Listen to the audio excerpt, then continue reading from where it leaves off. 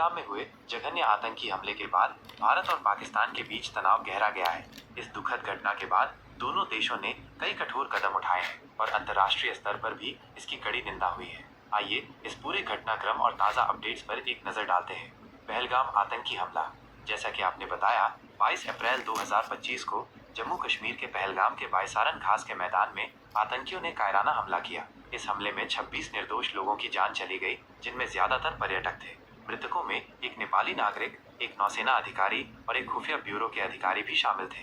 कई अन्य लोग इस हमले में घायल हुए हैं। भारत की कड़ी प्रतिक्रिया। भारत ने इस आतंकी हमले को बहुत गंभीरता से लिया है और पाकिस्तान के खिलाफ त्वरित और कड़े कदम उठाए हैं।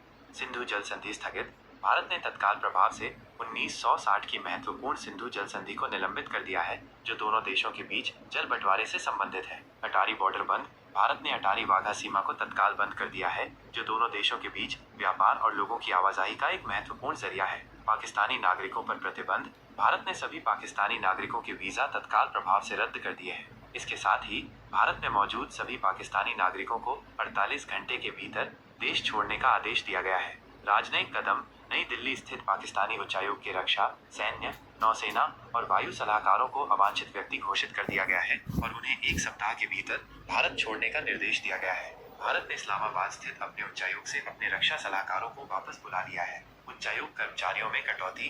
दोनों देशों ने अपने अपने उच्चायोगों में कर्मचारियों की संख्या को 55 से घटाकर 30 करने का फैसला किया है, जो राजनयिक संबंधों में एक बड़ी कमी को दर्शाता है। पाकिस्तान की प्रतिक्रिया और तनाव। पाकिस्तान ने भारत के इन कदमों को युद्ध की कार्रवाई करार दिया है और जवाबी प्रतिक्रिया दी है। हवाई क्षेत्र बंद। पाकिस्तान ने भारतीय विमानों के लिए अपना हवाई क्षेत्र पूरी तरह से बंद कर दिया है। इसके कारण उत्तरी अमेरिका, यूके, यूरोप और मध्य पूर्व जाने वाली उड़ानों को अब लंबा रास्ता तय करना पड़ रहा है, जिससे यात्रा की लागत और समय दोनों बढ़ गए हैं। व्यापारिक गतिविधियां निलंबित।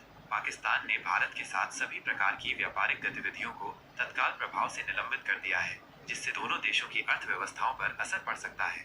सैन्य तैनाती। पाकिस्तानी सेना ने नियंत्रण रेखा LOC पर सैनिकों की संख्या बढ़ा दी है और सियालकोट डिवीजन को हाई अलर्ट पर रहने का आदेश दिया है, जिससे सीमा पर तनाव और बढ़ गया है। भारत में उच्च स्तरीय बैठकें और दौरे। Cabinet committee on security CCS। प्रधानमंत्री नरेंद्र मोदी ने सऊदी अरब का अपना दौरा बीच में ही छोड़कर दिल्ली लौटे और CCS की एक महत्वपूर्ण बैठक की अध्यक्षता की। इस बैठक में गृह मंत्री अमित शाह, रक्षा मंत्री राजनाथ सिंह, विदेश मंत्री S जयशंकर और वित्त मंत्री निर्मला सीतारमण